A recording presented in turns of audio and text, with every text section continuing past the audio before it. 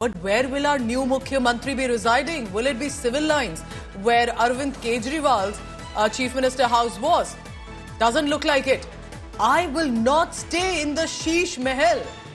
So taking a jibe as well, but also stating that means the civil lines residence where Arvind Kejriwal was residing during his tenure. That's the visual on his screen. It became a center of controversy.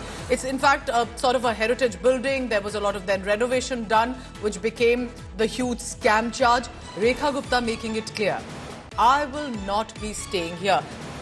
Shreya Chatterjee joining me for the latest on that. I will stay with people is what she says. Rekha, Rekha Gupta making it clear and deciding on this. Shreya, you've been speaking to, you got that first reaction from Rekha Gupta. Tell us more about what the residents then likely will be. Well, that will be a choice that will be decided shortly, Pooja.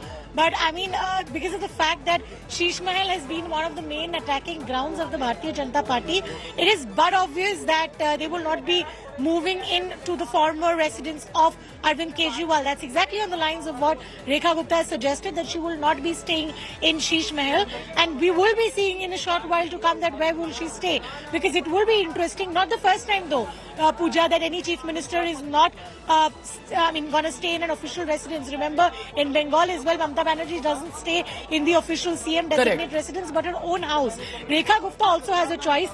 For everything well, she may very well stay in her residence as well. But clearly, one thing that she's made it clear, that Sheesh Mahal, allegedly, which will also there will be a new address that will be given. Remember, Sheila Dikshit had a separate address. Arvind Kejriwal chose that residence. Where will Rekha Gupta stay? She says, I will stay with people. Let's listen in to what precisely was her statement.